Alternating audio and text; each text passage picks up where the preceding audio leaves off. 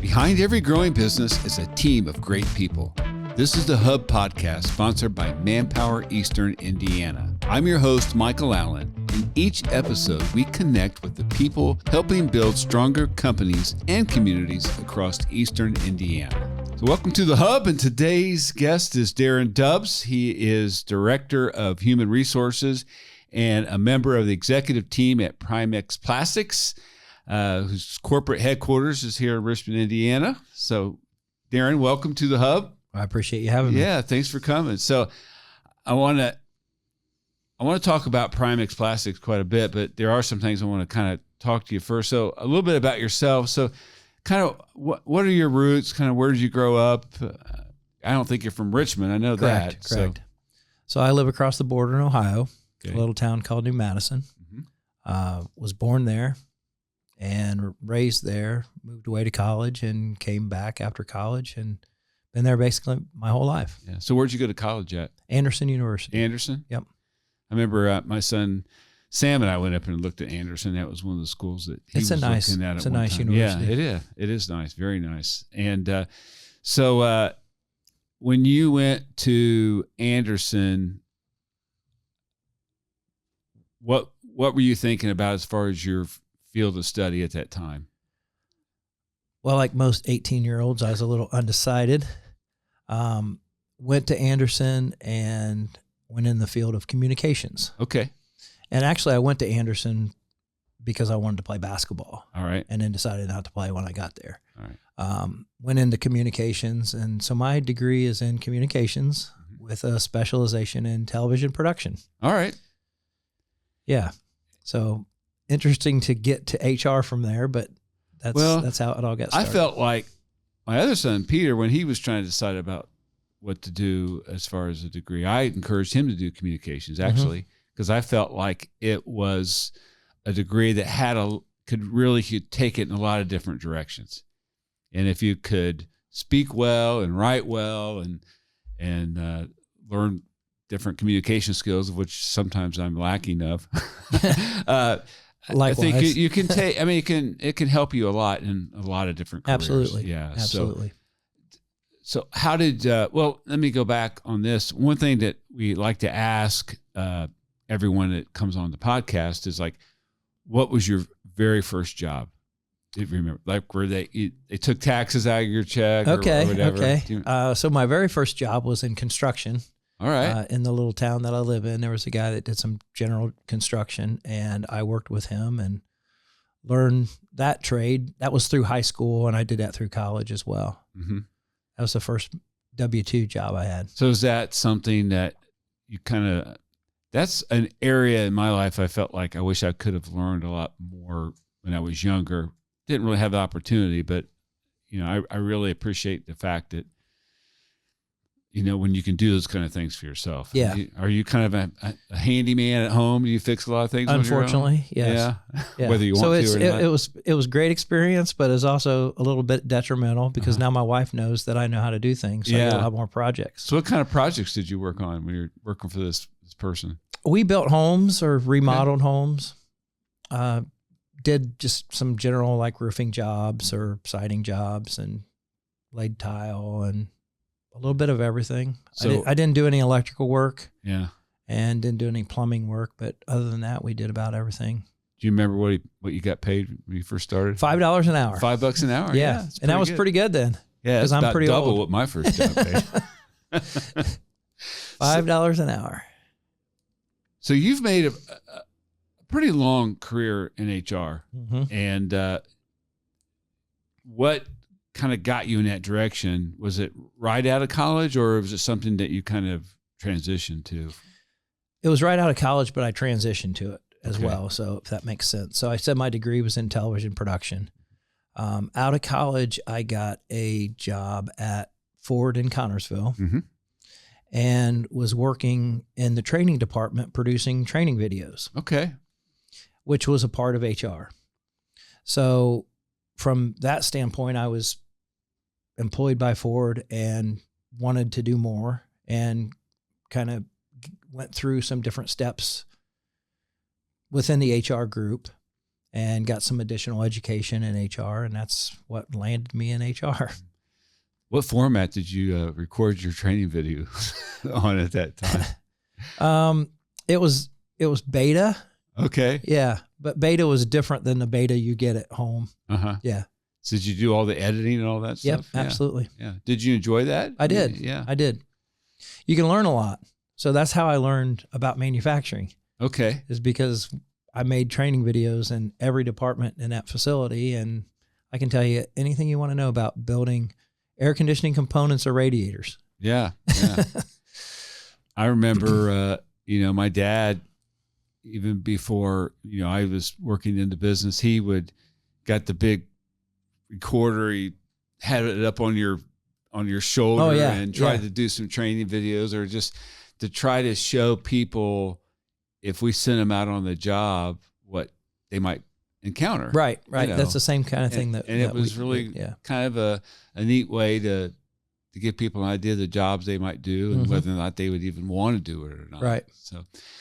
So I know that I think you went, because we've known each other, through business relations over the years. And I think you went from Ford or Visteon. I don't know what it was called at the time you left. It changed in the middle. It was Visteon when I left. And you went to NSK. Correct. Yeah. And what were your HR functions at Visteon when you left? So you had been there, I don't know how many years that you were there. I was there approximately 10 years. Okay. And at the end, I was the supervisor of labor relations. All right. And I took the job at NSK as HR manager of the Liberty facility. Did you feel like that was an opportunity for you to kind of grow in the field, or were you doing some of the same things? It was an opportunity to grow in the field. I had overall responsibility for HR as opposed to just labor relations. Mm-hmm. So when you say labor relations, did that involve working with the union? Absolutely. Yeah. Yep. Yeah. And I don't. So basically, grievances, disciplines. That was most of my day was grievances and disciplines. So you weren't part of like contract negotiations? And that yes, kind of, absolutely. Yep. Right. Yeah. That was every 4 years. Mm-hmm. And then you went to NSK, and you were there for a while. I was there for 8 years, 2001 to 2008. So what happened? Was there just a job available at Primex, or did somebody kind of tap you on the shoulder and said, "Hey, we got something going on. We got a position over here"? Or no, nobody tapped me on the shoulder. There was, I was kind of in a position at NSK. I said I lived here all my life. I didn't really want to relocate, and I had some opportunities to go. They were headquartered in Ann Arbor, and as a Buckeye, you don't want to be in Ann Arbor. No. And I didn't really want to relocate anyway. So the big thing is I kind of wanted out of automotive. Mm-hmm. I was in automotive at Ford, Visteon, obviously, and then NSK in the Americas was basically automotive suppliers.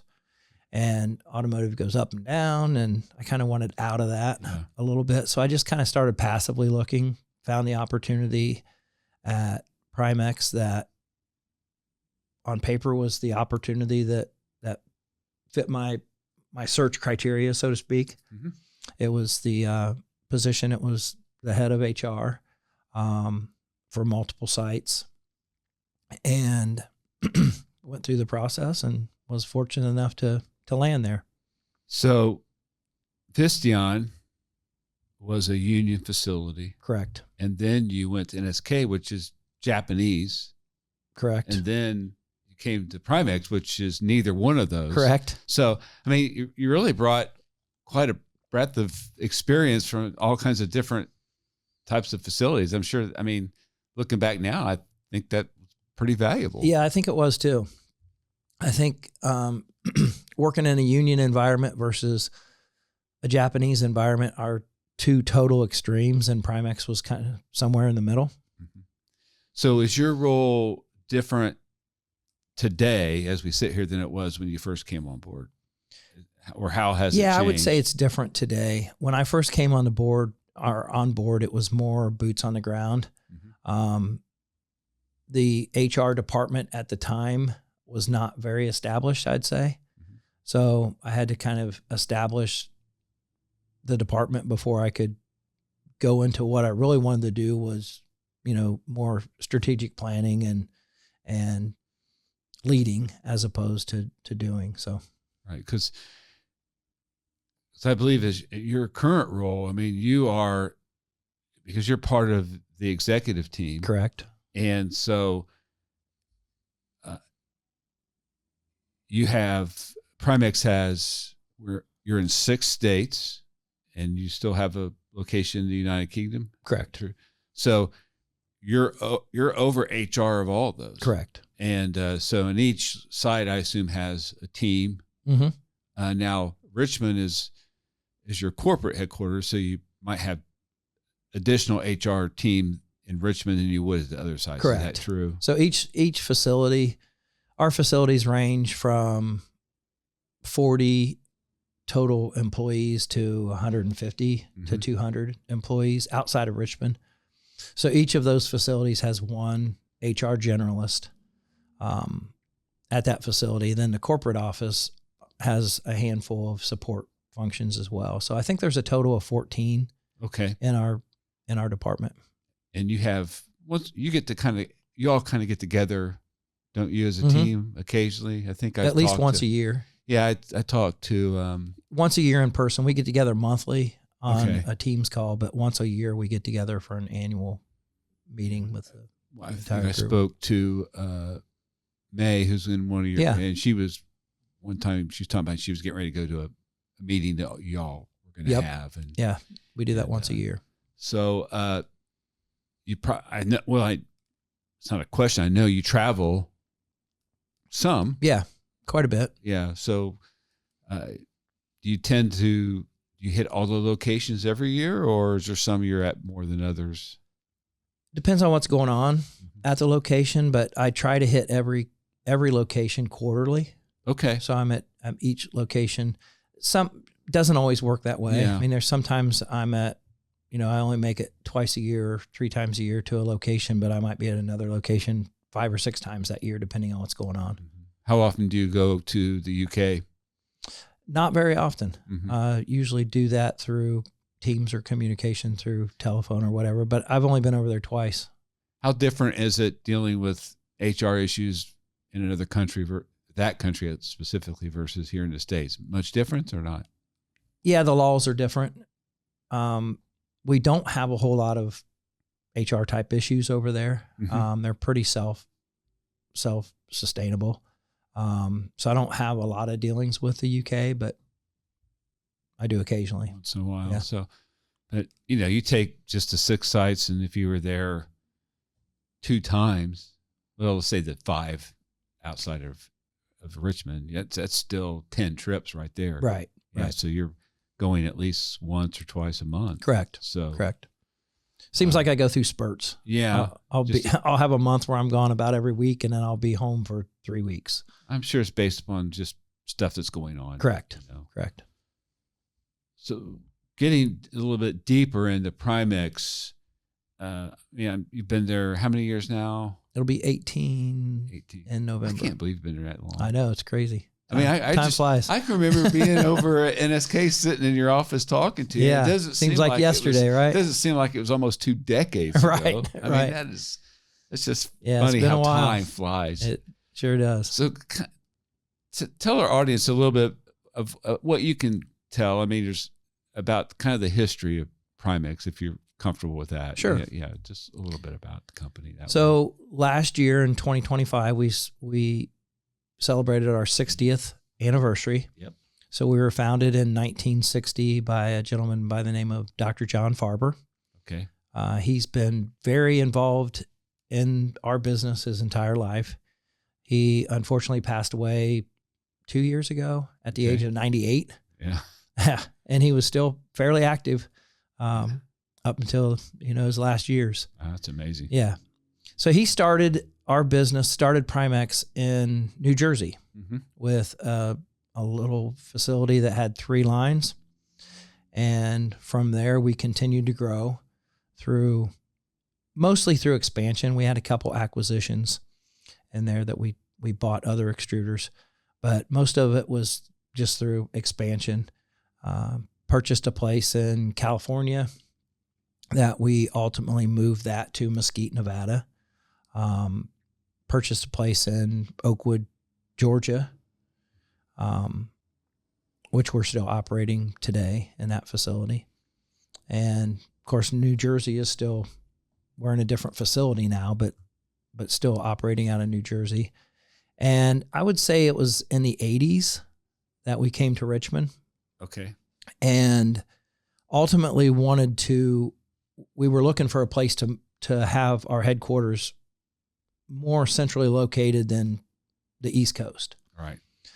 Paul Birch was the president at the time, and he had ties to Richmond, and he came back here and suggested that we move the headquarters to Richmond, and that's how we ended up here in Richmond. Mm-hmm. Since then, we acquired a company called Pace Industries out of Reedsburg, Wisconsin, and they became a part of Primex at that time. It was in the 90s. Okay.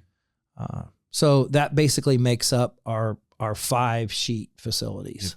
Tennessee. We have. Did you mention Tennessee? I haven't yet. Oh, okay. We have. Getting ahead of you. Sorry. Well, we have 3 divisions. Our largest division is our sheet division, mm-hmm. and obviously we're headquartered here in Richmond, and we have manufacturing facilities of sheet in Richmond, and then we have Reedsburg, Wisconsin, Mesquite, Nevada, Oakwood, Georgia, and Garfield, New Jersey as sheet manufacturers. We have a second division, which is color compounds and additives. And one of those locations is in Garfield. It's on the same campus, actually, as our sheet facility in Garfield, New Jersey. And then we have a facility in Jasper, Tennessee. That is a color and compounding facility. And then the third division is design and fabrication, which a lot of people are aware of here because they take some of the sheet that we produce and they make signage and do like protective packaging and so forth at that facility, which is located out on Industrial Parkway, I think. Yeah, Industrial Parkway, yeah. And their product is, I equate to some of the stuff I've seen there is just, it's like corrugated plastic. Is that true? I mean, is that fair? Well, it is. Mean, it's like it looks like cardboard, but it's plastic. Correct. Some of the Correct. stuff is. Yeah. Yep. And that's what they do. They take, they might get a job that replaces cardboard with plastic for durability reasons and so forth. They also have printing capabilities there. So a lot of people know Primex in the community from signs that they see. And, we donate a lot of that material that's manufactured. The sheet's manufactured at our sheet facility on North F Street. And then the design and fabrication group uses that structured sheet for printing purposes or protective packaging. That at one time that I call it PDF. Yes, that's what we call it as well. It used to be called Woodruff. Correct.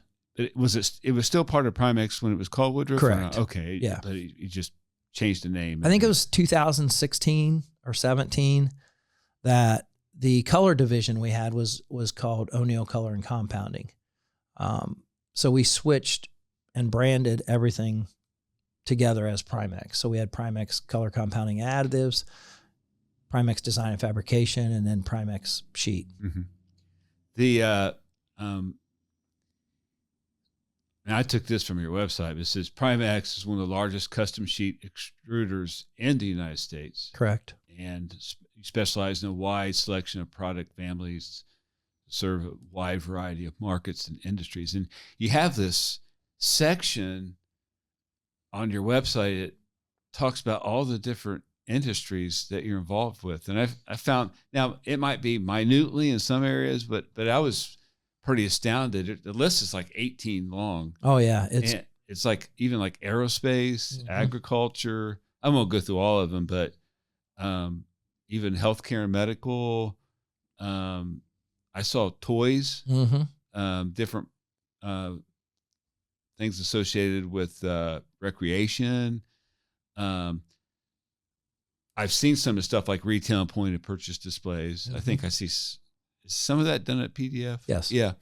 And I think you even make the plastics products that like porta potties are made out of. You know, I see those. That's for sure. I mean, it's I tell people we do everything from drink cup lids or small clamshell food packaging to spas. Yeah. I mean, anything in between. Yeah. It's pretty amazing. If, go to primexplastics.com and see a lot of kind of interesting. Site tells you quite a bit.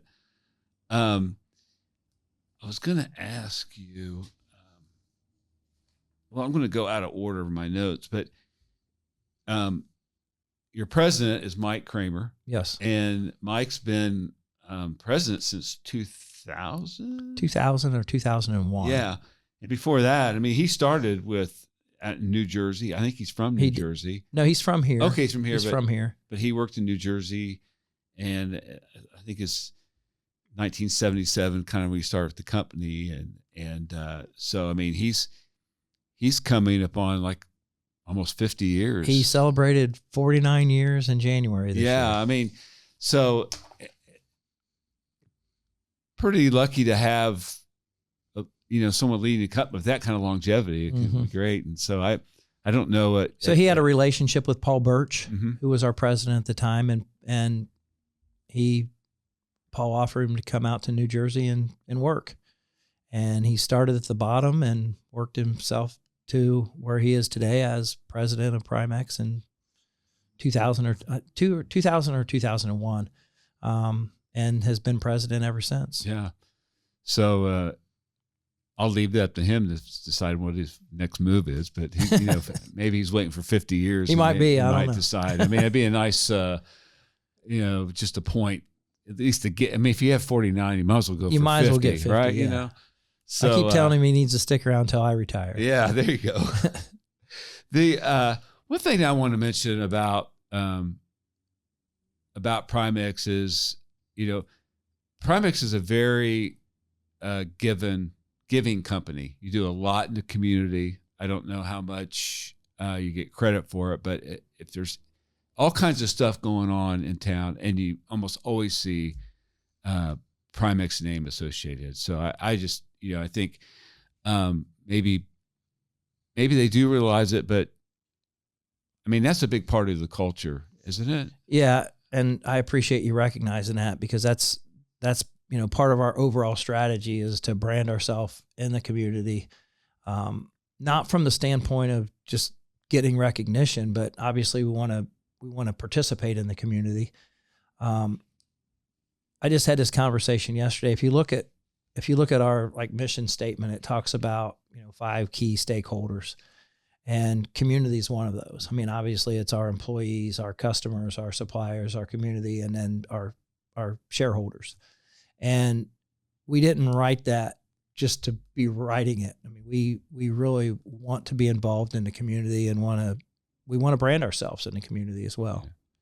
I think, and I think Mike's a big driving force behind that. I know he gets asked a lot. Yes. And it seems like he always comes through and tries to help when he can. He does. I mean, he does. It's hard to say yes to everything, but boy, from my perspective, it seems like you guys say yes to everything. So don't be calling them now. It asks for more money, but we don't say yes to everything. But you do a lot. We do a lot. The company yes. does a lot, and being a lifelong resident of this community, I appreciate companies like Primex you're totally invested. I appreciate on the high level. One thing I wanted to talk to you about, I mean, we talked about Primex has their hands in a lot of different industries and that they support with your products. But, we're kind of here in, Eastern Indiana, as far as your different facilities here. I thought it'd be a good chance maybe just to talk about just the opportunities that are here in this area. I mean, I know there's you can go to Mesquite or New Jersey or all these other places, but most of our followers, people that listen, it's kind of regional in this area. So I just thought maybe we could talk a little bit about the opportunities that exist at Primex and why it's a good company to become a part of if you have the opportunity. Yeah. So I want to talk a little bit about a couple different things when it comes to opportunities.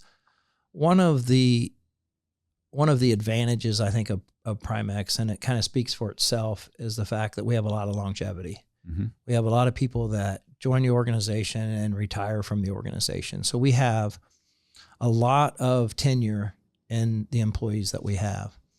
So we're reaching a point in time where that's becoming somewhat of a problem because people are reaching the age of retirement.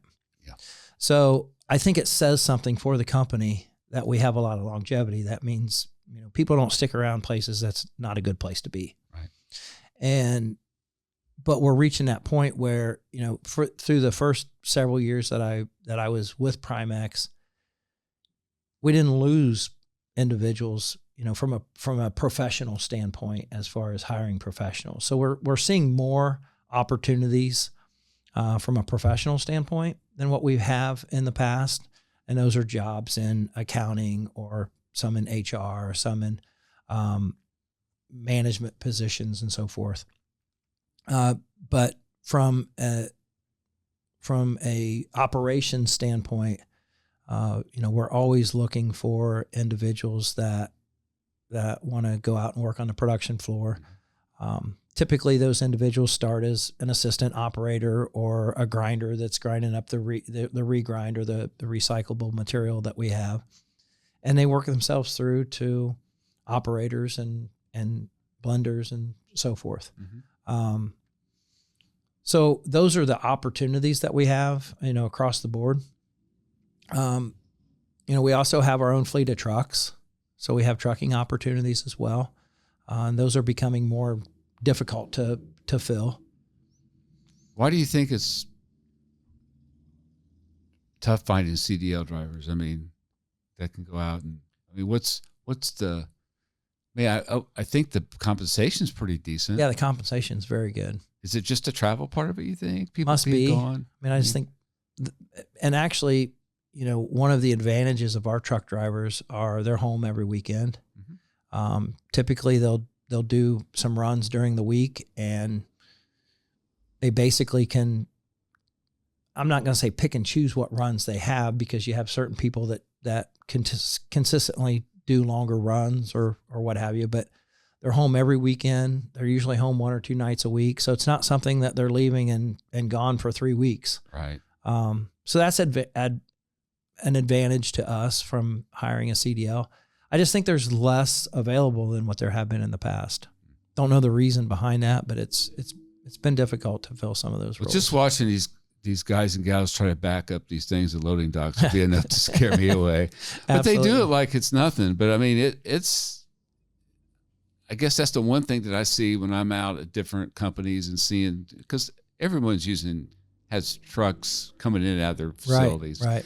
And just backing these things up to the loading docks, to me, is amazing, especially sometimes where your facility might be in because you've repurposed a lot of buildings mm-hmm.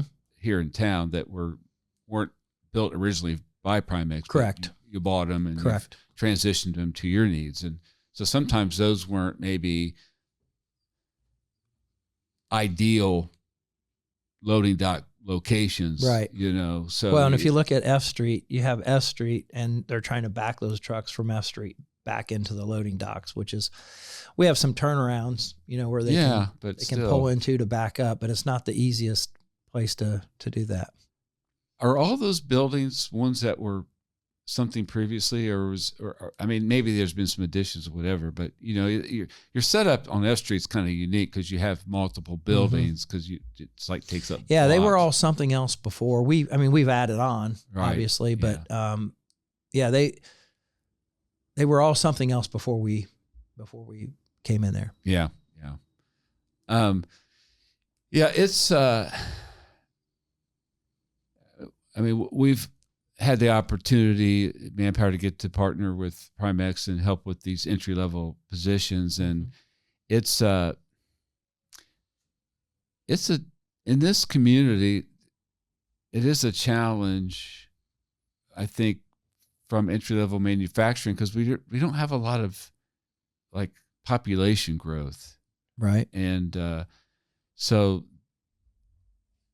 just maybe you got people who are becoming old enough to enter the workforce, and you got those people, but then you've got people who are transitioned from other jobs, and maybe them leaving those jobs maybe weren't the best scenario, and you're kind of happen to take a chance. I mean, I'd say Primex is better than most at trying to give people opportunities, even if there's like a second. It's not always a second chance, but I think I feel that way. I 100% agree.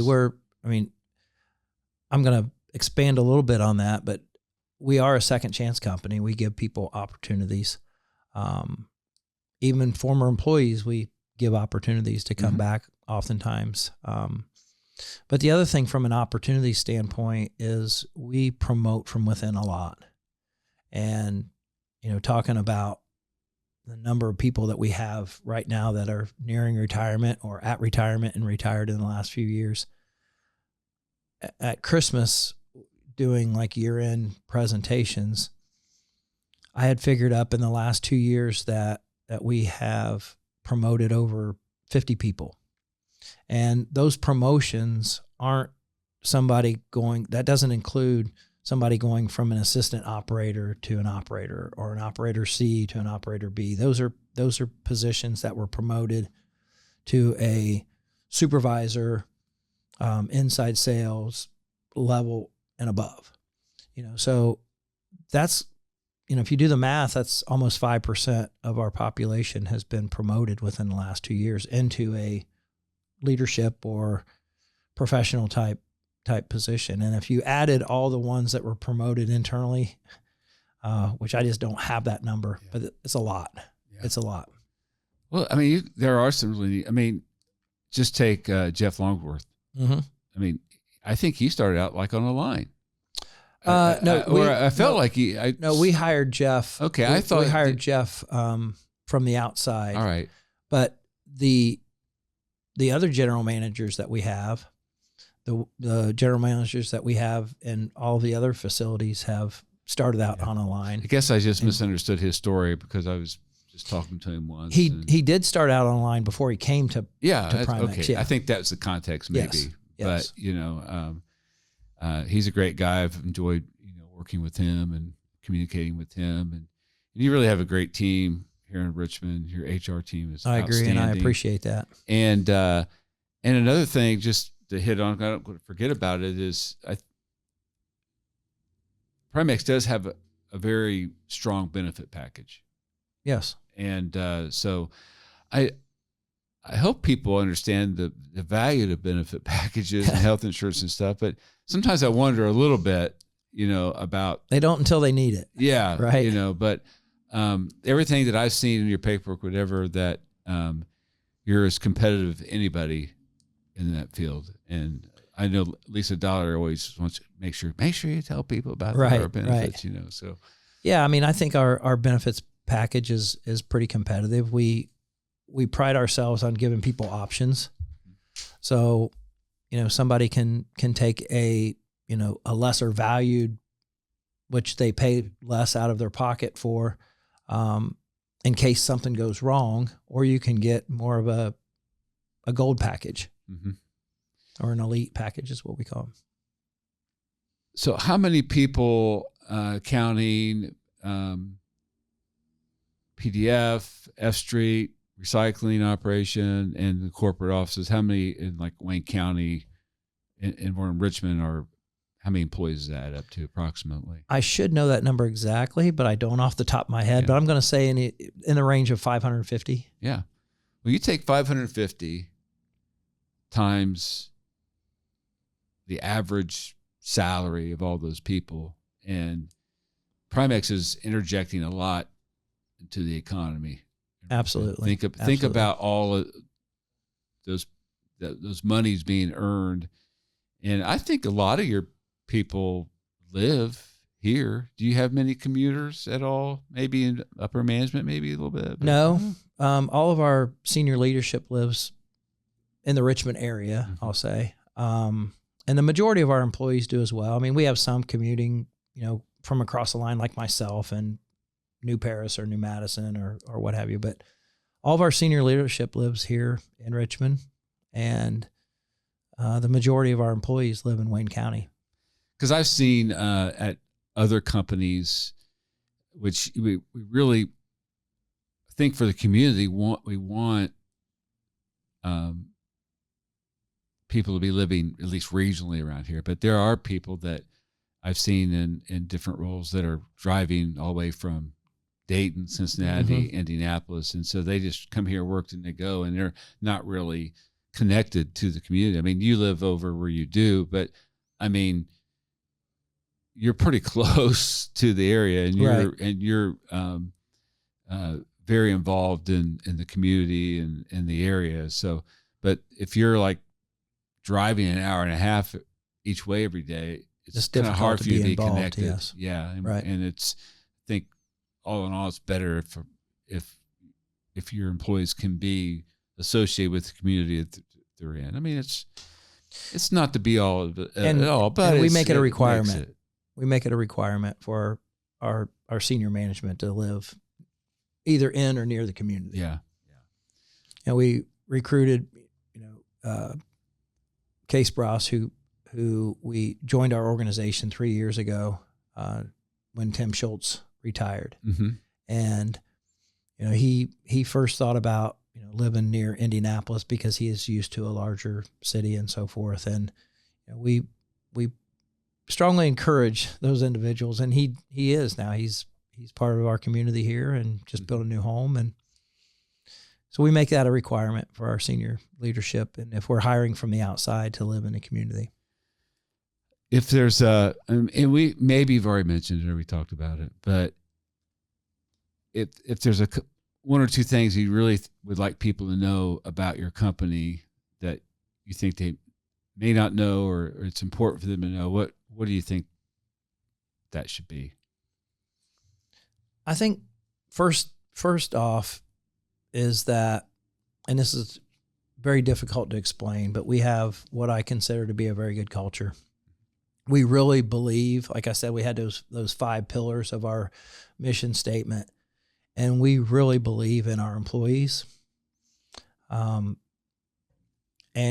it's not just something on paper. We practice it every day. So I think that's one thing, is just the overall culture of the organization.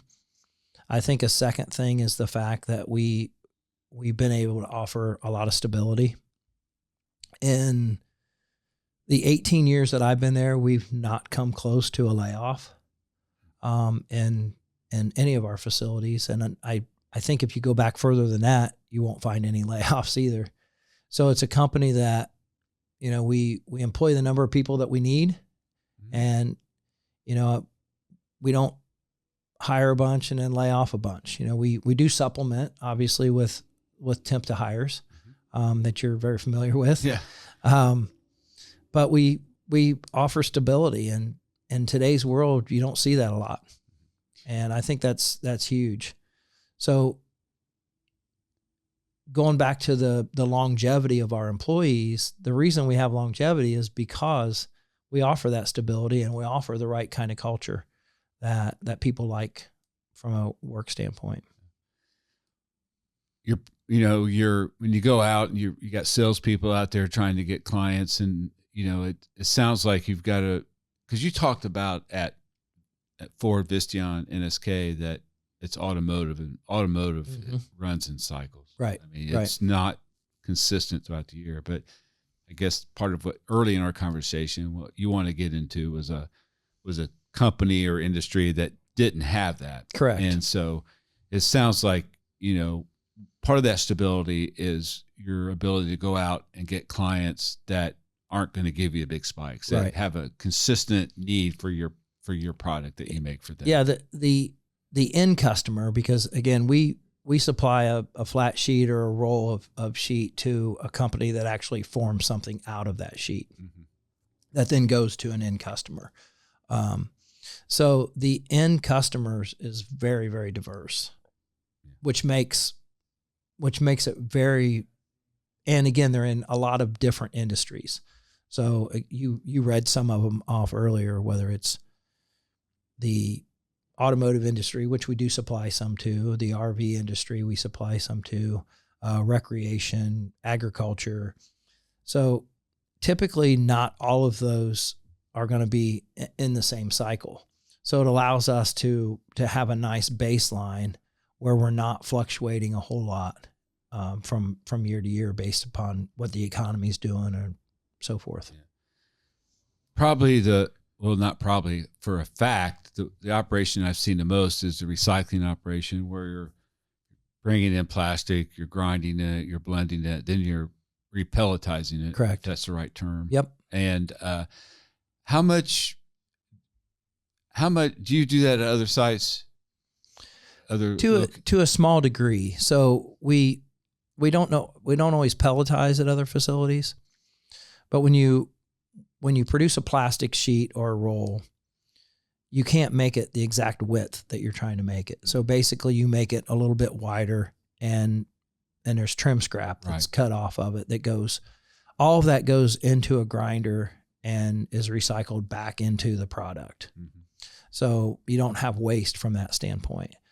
The Richmond facility we do a little bit in Georgia, but the Richmond facility is the one facility that has a full recycling center. Yeah, I wasn't sure how much of all the product that you use to make your sheet is just that you recycled yourself. I don't know what percentage that, maybe you don't even know, but I'm curious. Was wondering, because there's a lot that runs through that facility. There's a lot that runs. You probably use way more than that, though. Now, the Richmond recycling facility provides raw material back to the other facilities as well, not just Richmond. Okay. All right. Yeah. So they provide that regrind pelletized material back to the other facilities. And obviously I guess it's a cost-effective way, than buying it somewhere else. Right. If you're able to find an effective way to recycle it and make your own pellet and just put it right back into the extruders, I'm sure that's. So one of the other things that we do is when the customer uses what they need of a sheet, there's always some scrap left. Mm-hmm. I always envision as making cookies, and you stamp out all your dough and you have holes, and when you're making cookies, you roll it back up and roll it out and do it again. Some more, yeah. And so our customers, when we buy back that material from them, obviously at a lower cost, right? But we buy back that material and then we send that to our recycling center and recycle that as well. So from a sustainability standpoint, there's a lot of recycled material that we use. So do you have stuff that comes as far as Mesquite or New Jersey back to Richmond to be recycled? Depends on where the customers are located. Okay. Yeah. Yeah. It's interesting. All right. Well, I've kind of covered everything on my notes. Unless there's anything else that you think that you'd want to share about Primex and anything interesting, but we've talked about a lot. No, we have talked about a lot. And again, I just can't emphasize enough that we are a company that gives people second chances. We give people opportunities to grow. We promote from within, and we take care of our people. Mm-hmm. Yeah. Well, it's a pleasure working with you all, and I really appreciate you taking the time to be with us today. Absolutely. Yeah, thank you so much. Appreciate it. Great. Thanks for listening to the Hub Podcast, sponsored by Manpower Eastern Indiana. If your business needs great people or you're looking for your next opportunity, contact Manpower Eastern Indiana today.